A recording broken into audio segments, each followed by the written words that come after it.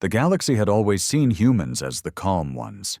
Ever since they joined the Intergalactic Council 300 years ago, Earth's representatives had worn smiles and suits, spoke in measured tones, and signed peace deals faster than any other species. They acted like the quiet kid in a noisy classroom, always polite, always listening, always agreeing. Most species thought humans were too soft to be dangerous, too forgiving to be feared.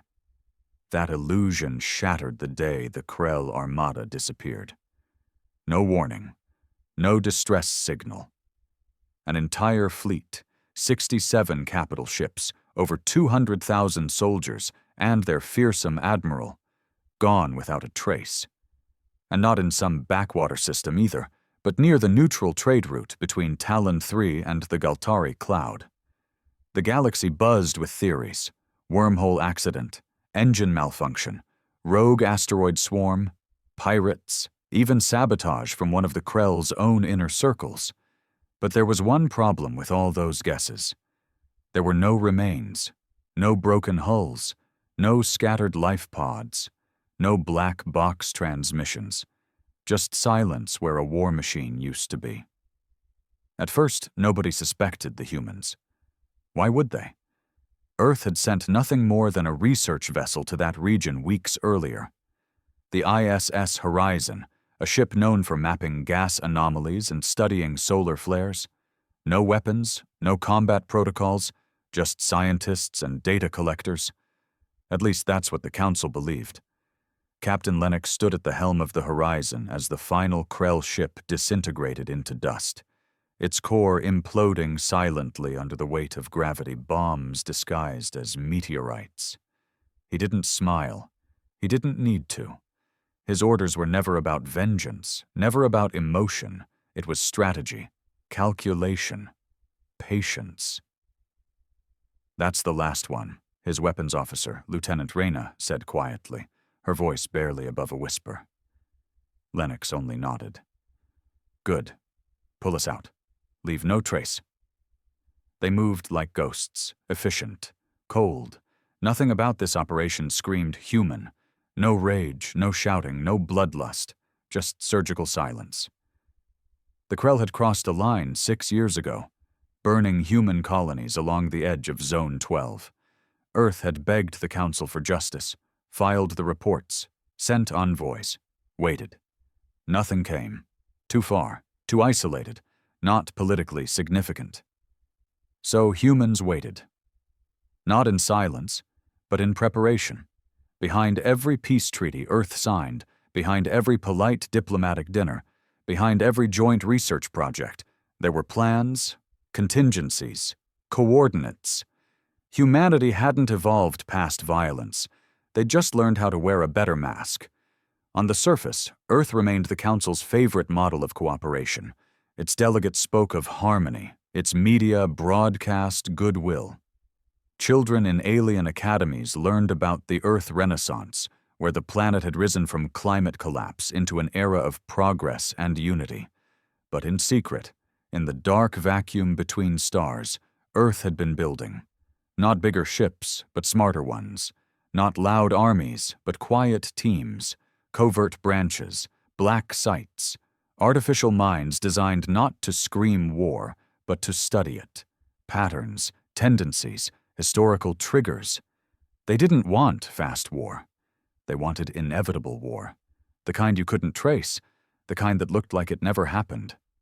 Captain Lennox remembered the face of the Council speaker when Earth announced its withdrawal from the peacekeeping fleet rotation 2 years ago. Disappointment, confusion, but no protest. Earth had given too much already, they said. No one suspected why. Now, on Talon 3, reports were already flooding in. Trade routes in chaos. The Krell throne world panicked. Council emergency meetings called. And Earth was quiet. "We'll get blamed," Reyna murmured, watching the screen go dark. "No," Lennox replied. "They'll search every system, suspect every rival, chase every shadow, but not us. Not now." She glanced at him. "And later?" He didn't answer right away. just stared out into the void, where nothing remained of the Krell but vapor. "Later," he said slowly, "they'll realize what we are." The transmission logs were wiped. The ship's hull cooled back to survey temperatures. They resumed a course toward a distant solar flare, as if nothing had happened.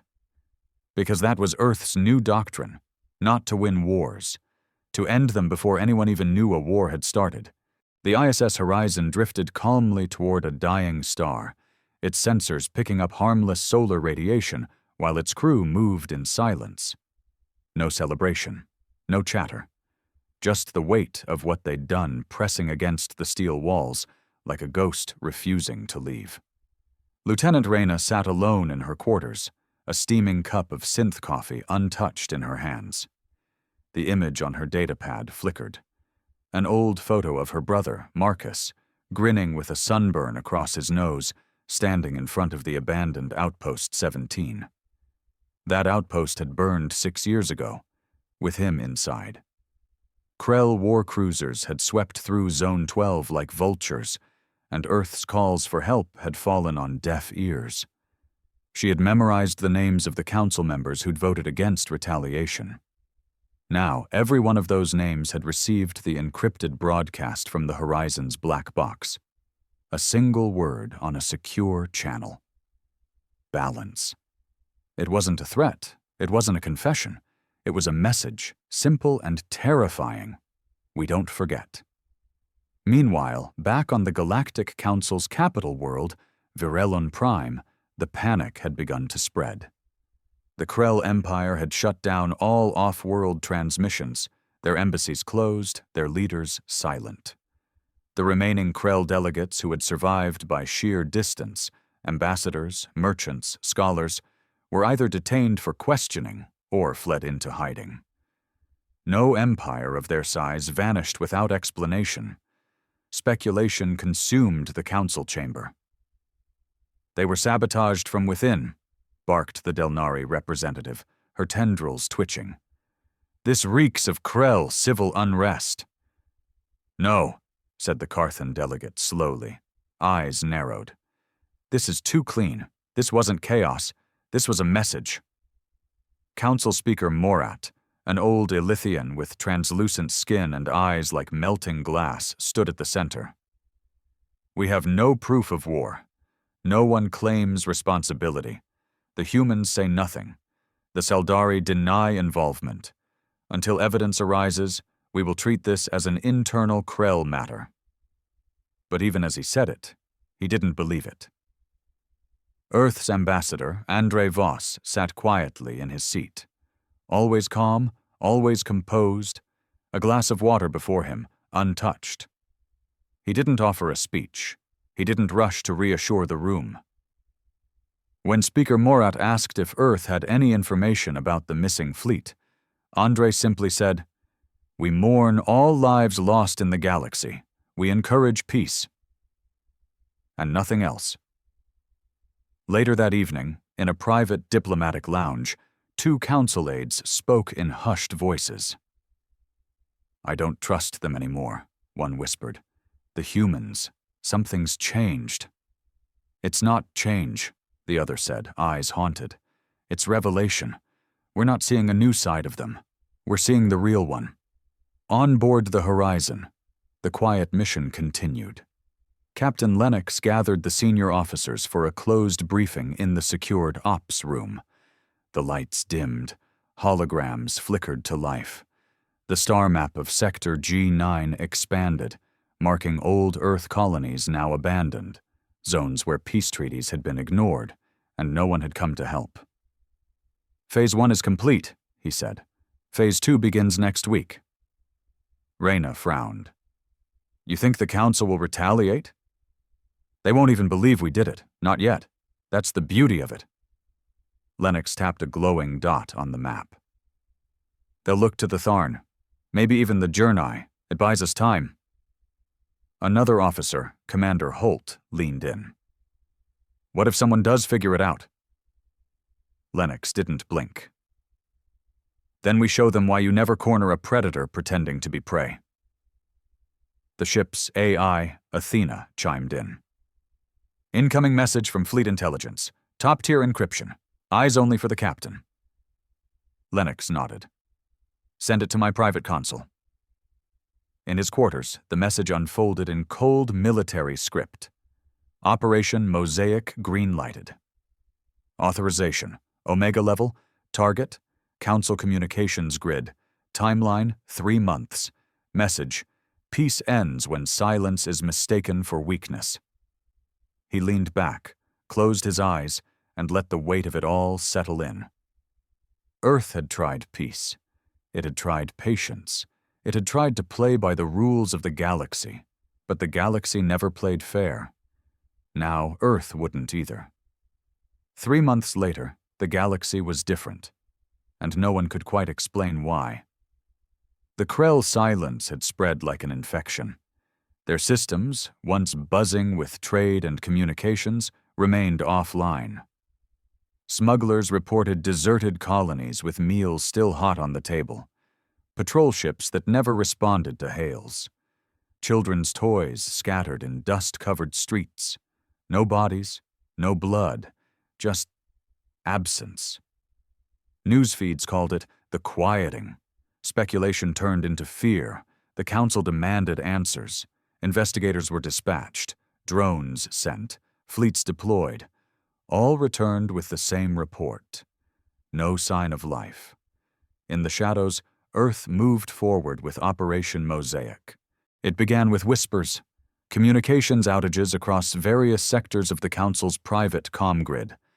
Not military, not public, but the secure infrastructure used by diplomats and high command. Nobody panicked at first. Tech glitches were common. Solar storms, malfunctions, a rogue update, perhaps. But the outages kept spreading, always skipping human systems. That was when people started to notice. In the Council's war rooms, panic set in. The comm grid wasn't just for messages. It was how planets coordinated defenses, how reinforcements were summoned, how treaties were enforced. Without it, systems were islands, and Earth had just cut the bridges. Ambassador Andre Voss still sat silent in the council chamber. Always with that soft expression, always polite. But now even the other delegates avoided eye contact with him. No one accused him directly. They didn't dare, because deep down, they knew. They'd allowed the humans to grow unnoticed. They thought Earth wanted peace out of kindness. But the truth was so much colder. Earth had wanted peace because war was inefficient. But when peace failed, back aboard the ISS Horizon, Lennox and his crew watched as another Council communications hub went dark. Athena's voice echoed through the operations center, calm as always. Phase 2. Node 6 disabled. Latency across the outer rim is now at 38%. Projected collapse of secure interstellar messaging in 11 days. Lieutenant Reyna leaned forward. The Journey military will notice. They're not stupid. They noticed already, Lennox replied. They just haven't figured out who's behind it. And if they do? He turned to her slowly. Then we stop pretending. In orbit above Earth, the Defense Moon Atlas activated its cloaking field for the first time in a century. Built during the silent years after the Zone 12 massacres, it was Earth's insurance policy. Hidden. Armed. Entirely off record. It had weapons the galaxy hadn't even theorized. Inside its central command station, General Liao stood before a wall of screens showing galactic traffic, fleet movements, and intercepted council meetings. Everything's in place, she told her aide. If they come for us now, they come blind. The aide swallowed nervously. General, you think they'll attack? No, she said, almost too calmly. Not yet. Not while they still think there's a chance Earth will forgive them. Forgive them. That was the real fantasy. The idea that Earth could be reasoned with after being abandoned, mocked, and ignored. That humans, so fragile and polite on the surface, didn't carry long memories stitched with quiet fury. On a mining station in the Valtrax Belt, a Saldari trader named Cora tried to explain the tension to her young son. "The humans," she said gently, "they're not angry like the Krell. They don't scream or threaten. They're different. They remember everything. And they wait." "Wait for what?" the child asked. She stared at the stars beyond the window, her face pale. "For the right moment, and when it comes, they strike where it hurts the most, not to show they're strong, but to make sure you never forget what they did."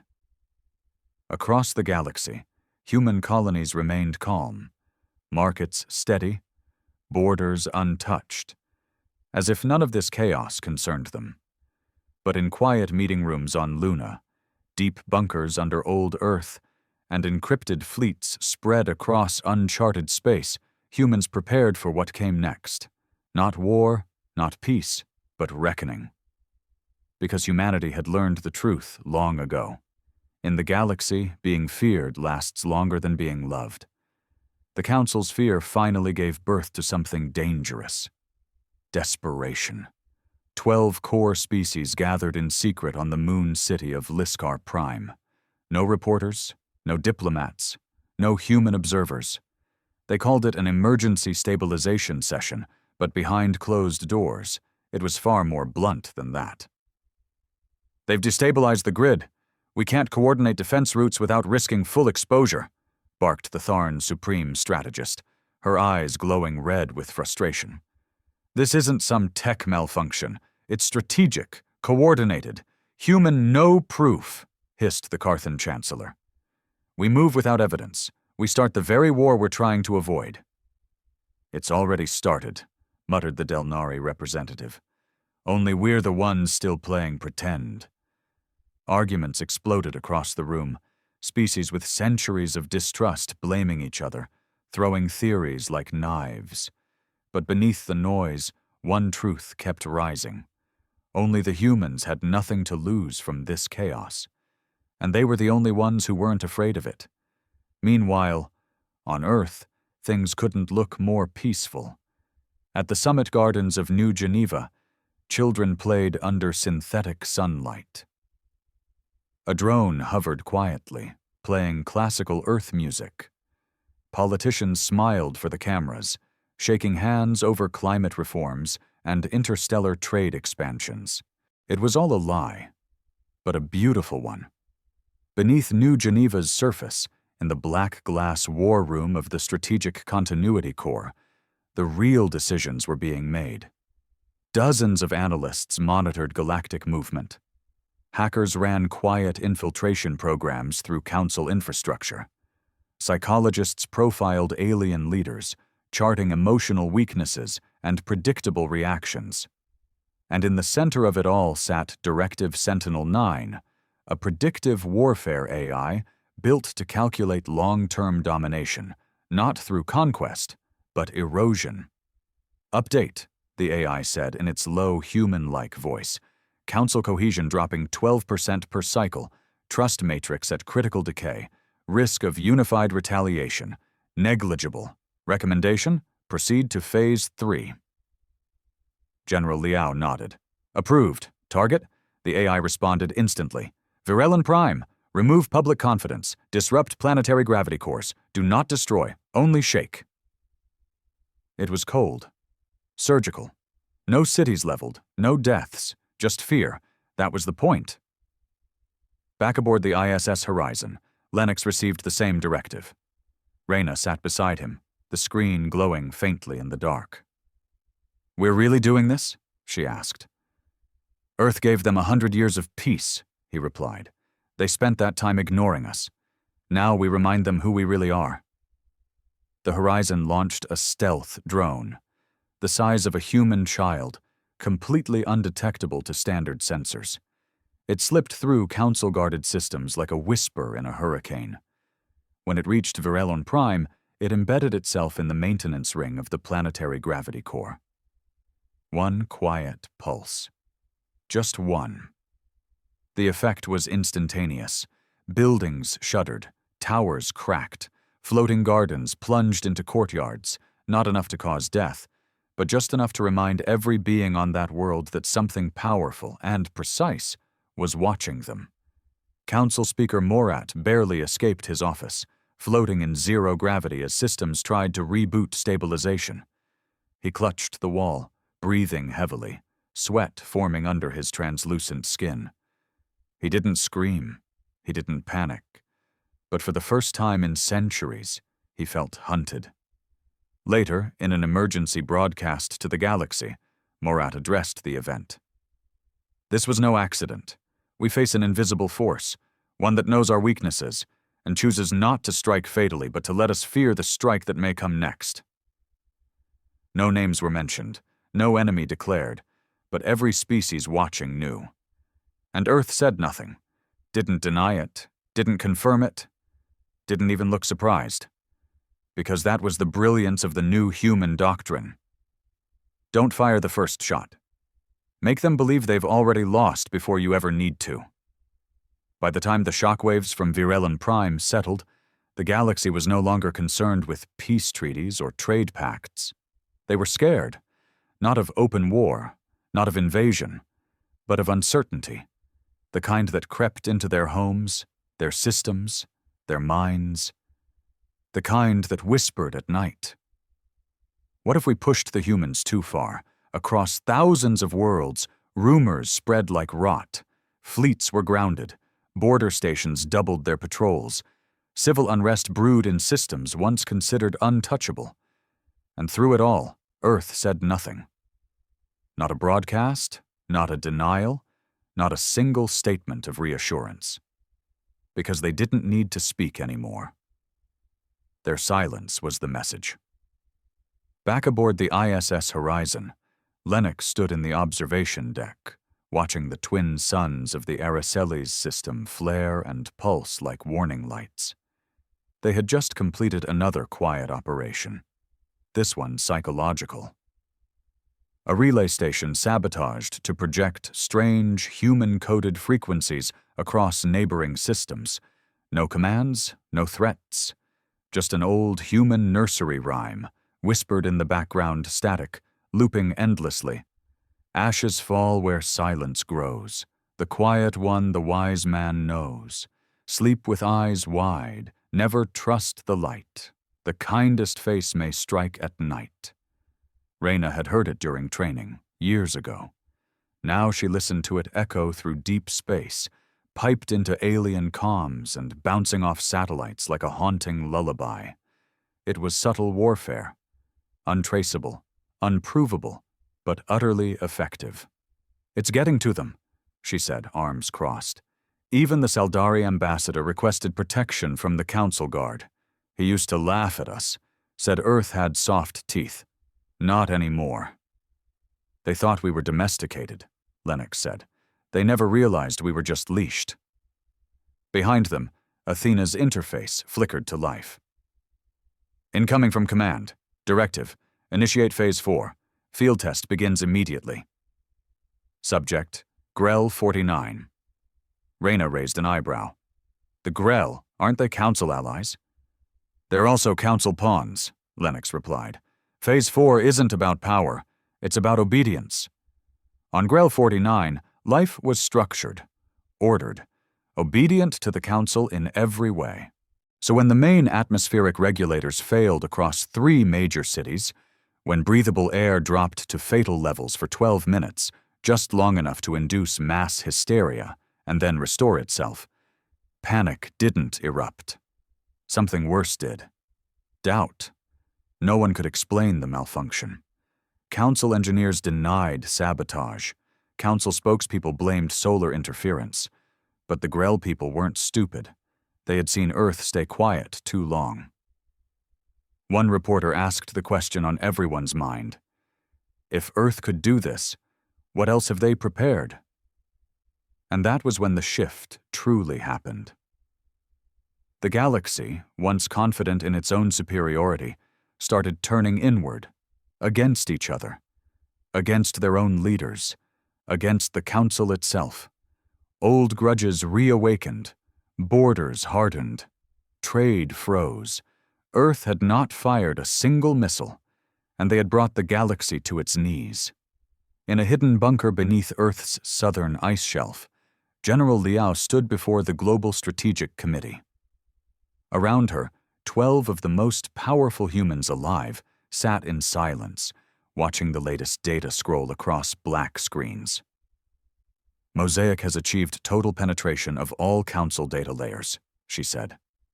74% of member worlds are in a state of low-grade psychological destabilization. Civil cooperation is down. Resource sharing suspended. Council Unity Index at 0.11 and falling. An old man at the end of the table, his face pale and wrinkled with age, leaned forward. And how long before someone finally calls our bluff? Liao didn't flinch. They won't. He raised an eyebrow. Why? Because they still think we're bluffing. A beat of silence. Then he smiled. Thin, slow, chilling. They'll learn. Outside the bunker, Earth turned slowly under its artificial shields. Quiet, untouched, innocent, just the way it wanted to look. Grell 49 never officially accused Earth. No one ever did. That was the brilliance of Earth's campaign. Everything they did happened beneath the threshold of proof. Just enough pressure to rattle a system, fracture an alliance, plant a seed of fear, but never enough to warrant open retaliation. Because Earth didn't want war, it wanted control. The kind that came when your enemies no longer trusted their own systems, when fear of shadows paralyzed action, when silence became louder than screams. Back on the ISS horizon, Captain Lennox studied the newest intelligence feed, clipped council footage showing an emergency vote on expanding war budgets, suspending cross-species travel, and demanding full inspections of Earth's technological infrastructure. But no vote passed. Too much division, too much paranoia. The council had become a room full of trembling hands, each holding a dagger, all too afraid to strike first. Reyna entered the bridge quietly. She looked exhausted. Something about this phase of the mission had worn her thinner than the others. "We're not soldiers anymore," she muttered. "We're puppeteers." Lennox didn't argue. She continued, more quietly now. "I joined to fight, to protect Earth from what they did to Zone 12. But this? Breaking their minds, piece by piece? This is the fight," he said, staring through the viewport at the pale glow of a gas giant. "They didn't hear our screams when the Krell burned our colonies. They won't hear our voices now either, but they'll feel the silence." A soft alert rang out from Athena. "Priority ping from Luna Command. Direct orders. Final trial phase. We are a go." Lennox opened the encrypted file. It was brief. "Activate Polaris protocol. Subject, Virelon Prime. Target, atmospheric control satellites. Objective, disruption only. Visibility, high. Signature, human." That last part hit Reyna like a slap. "Visible? They want us to be seen?" Lennox nodded slowly, the meaning sinking in. "It's time." Polaris protocol was never designed to kill. It was designed to warn. The horizon maneuvered toward Virelon Prime's outer orbit, undetected as always. Their payload was already in place. Satellite disruptors cloaked as meteor debris, set to trigger a cascading chain that would drop the planet's upper atmosphere by 6 degrees in under 12 minutes. Enough to send entire cities into chaos. Enough to show them that humanity could be invisible, but chose not to be anymore. The moment the disruptors fired, the sky above Virelon turned gray, then blue, then black. A cold wind swept through government halls, schools, transit stations. Massive clouds rolled in without warning. Rain fell like ice. Air pressure dropped. Civilians collapsed in the streets from sudden oxygen shifts. For exactly 11 minutes and 42 seconds, Virelon felt helpless. And in the center of their skies, dozens of satellites blinked in synchronized red. One symbol pulsed across every screen, every comms feed, every building interface, humanity remembers. There were no denials after that. The Council convened in full emergency protocol. Every species sent fleets to high alert. Planetary shields were recharged, defense satellites repositioned. But it was already too late. Earth had done what no species had ever dared. They had ended peace not by war, but by fear. And for the first time since its formation, the Council voted not on retaliation, but on appeasement. Trade terms were adjusted in Earth's favor. Surveillance protocols against Earth systems were quietly withdrawn. Travel visas for humans were processed faster. Disputes involving Terran colonies were suddenly fast-tracked, and almost always ruled in Earth's favor. No public declarations were made, no surrender signed. But behind closed doors, everyone understood. Earth would never again be underestimated. They had been seen as peacekeepers, as diplomats, as idealists. Now they were seen as what they truly were, patient killers. Not because they struck first, but because they waited long enough to make every other species wonder if they ever should have struck at all. The shift was complete. From the outer rim colonies to the core worlds of the most ancient empires, every species now carried the same quiet fear when dealing with humans. Not the fear of war, but of misstep, of offending the wrong diplomat, of ignoring the wrong Terran petition, of assuming Earth's silence meant weakness. It was the fear of misjudging the quiet one in the room. On Virelon Prime, the skies had returned to normal, but the people hadn't. Entire blocks remained empty, businesses shut down, and military presence surged in once tranquil districts. The atmospheric anomaly had caused no fatalities, no long-term damage, but it had achieved its true purpose: humiliation. The greatest planetary capital in the galaxy had been brought to its knees, and no one had even seen the weapon. In secret, some council members demanded retaliation, others warned of escalation. But all of them, agreed on one thing: Earth could no longer be ignored. On Earth, things remained eerily calm. In a hidden facility beneath the Mojave Desert, General Liao met with the heads of Mosaic, Sentinel Command, and the Strategic Covert Response Division. The air smelled of dust and cold metal. A soft hum from cooling systems filled the silence. "Report," Liao said, standing before a polished glass table showing a live map of all active operations. "Mosaic is now active in 72 of 81 known Council-aligned systems," the Mosaic director said. "Subtle destabilization, infrastructure interruptions, trust decay, everything according to protocol." "And Polaris?" Liao asked. The head of Sentinel Command gave a satisfied nod. "Executed flawlessly. We sent the message, loud and clear." Liao stared at the table for a long moment. Then she tapped a small icon labeled S13, Retaliatory Simulation, Council Unification Attack. "What happens if they stop fearing and start fighting?" The projection changed instantly. Fleet models, casualty estimates, planetary risk zones.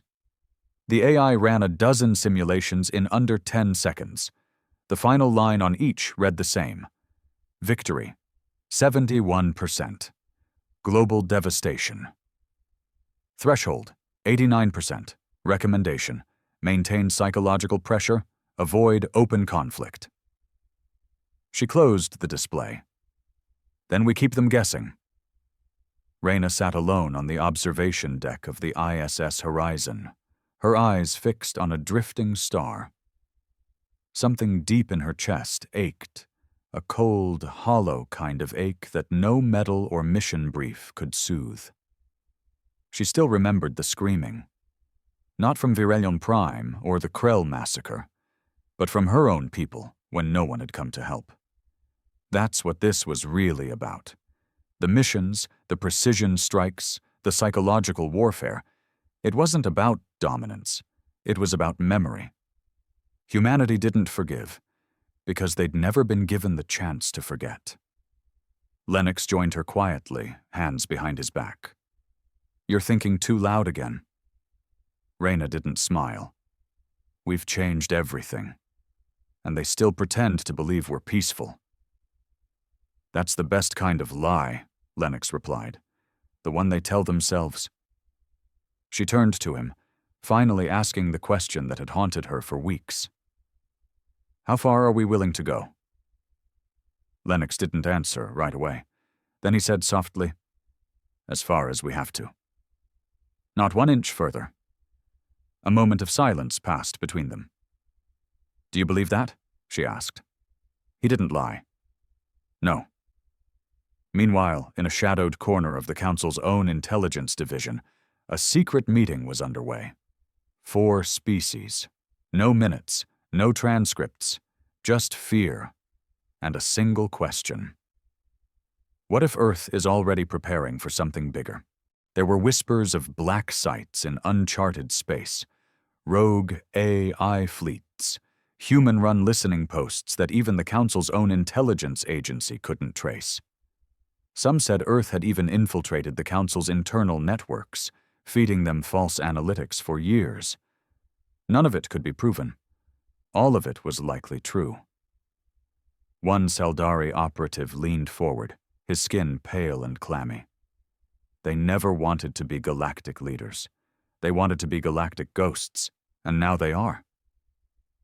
The room went quiet, because no one had a response, and across the stars, in the shadows of systems too quiet to notice, more human ships drifted unseen, watching, waiting, never striking first, never needing to. The final phase of humanity's silent war didn't come with explosions or bloodshed. There were no grand speeches or triumphant parades. No ships darkened the skies. No missiles screamed through the atmosphere. It ended the way it had begun, with silence. By the time the galaxy realized what had happened, it was already too late. The Council was no longer leading. It was following. Every vote was preceded by hushed conversations with Earth's ambassador. Every treaty reworded to favor Terran interests. Council ships began adopting Terran stealth protocols. Military academies started offering human tactical analysis as a required course. The word peacekeeper wasn't spoken anymore. It had been replaced, without discussion, with a new term whispered in fear across the stars. Balancers. Because humans didn't bring peace. They brought equilibrium, the cold, quiet kind that sat heavy in your chest, reminding you what could happen if you misjudged them again. In the farthest corner of the Orion expanse, a small Council science team aboard the research vessel Helix Star discovered something buried beneath a frozen exoplanet, a human listening post. Abandoned but active, hidden there for over 40 years, long before Earth had even joined the Intergalactic Council. 40 years. They never reported it. Instead, they wiped the logs, turned their ship around, and headed home, never speaking of it again. Because even now, even with Earth appearing to cooperate and assist, nobody wanted to provoke the ones who'd been playing the long game since before anyone noticed they'd arrived. Back on Earth, in the heart of New Geneva, Ambassador Andre Voss stood before the United Terran Assembly, a body of leaders, generals, and thinkers who no longer needed to raise their voices to change the galaxy. The air was warm with recycled wind and the faint scent of ever-blooming trees from the genetically engineered gardens below the chamber. Voss placed his hands behind his back, calm as ever. "It's done," he said. "The Council now bends before us without a single shot fired." A low murmur of approval rippled through the room. "But," he added, letting the silence draw out, "it doesn't mean they trust us, only that they fear us. And fear fades. Eventually." General Liao spoke from her seat near the front. "Then we keep it alive. Quietly. Carefully." A younger diplomat leaned forward, uncertainty flashing in his eyes. "What if someone calls our bluff?" Voss turned his gaze on him slowly. "Then it's no longer a bluff. and that was the unspoken core of the new Terran doctrine. For centuries, the galaxy believed humanity to be fragile, kind, slow to anger, a peace-seeking race that wore its ideals on its sleeves. But humans had evolved far beyond the brute force tactics of early war. They'd learned the art of restraint and how to use it like a weapon. They didn't destroy planets, they destroyed confidence. They didn't cripple fleets, they crippled unity, and they never needed to shout. Because their silence now spoke louder than any declaration of war ever could. On the ISS horizon, Lennox stood alone on the bridge, the stars reflected in the glass before him. The crew had gone silent after the last message from command. Phase 4 was now permanent policy. Mosaic would continue operating, not as a mission, but as a doctrine. Humanity wasn't at war anymore. It was the war. Reyna entered, her boots soft against the steel floor. She looked at him with a strange, tired smile. "So this is it," she said. "The end of the long game." Lennox nodded. "And the start of a longer one." She walked beside him, staring out at the dark. "Do you think they'll ever forgive us?" He didn't answer, because forgiveness wasn't the point. She asked again, softer this time. "Do we even care anymore?" That one he answered. "No." She sighed, then whispered, "I think that's the part that scares me." He didn't argue. It scared him too, but he knew what fear was now. It was power. And Earth, for the first time in its long and battered history, was no longer the frightened species in the corner of the galaxy. Now they were the ones who watched, the ones who planned, the ones who waited, and when needed, the ones who reminded the stars that the quietest species, the one that called itself civilized, soft-spoken, diplomatic, was also the most dangerous. Not because of rage, but because of patience, because humanity could wait decades for justice, centuries for revenge, and if peace was refused long enough, they would build a silence so heavy, so absolute, that the galaxy itself would shiver under its weight. So when historians, decades from now, asked when exactly Earth rose to power, when the turning point came, it wouldn't be the Krell War, or the Council debates, or even the blackout over Virellum Prime. Number it would be the day the galaxy saw humans not as peacekeepers, but as patient killers, and never dared to look at them the same way again.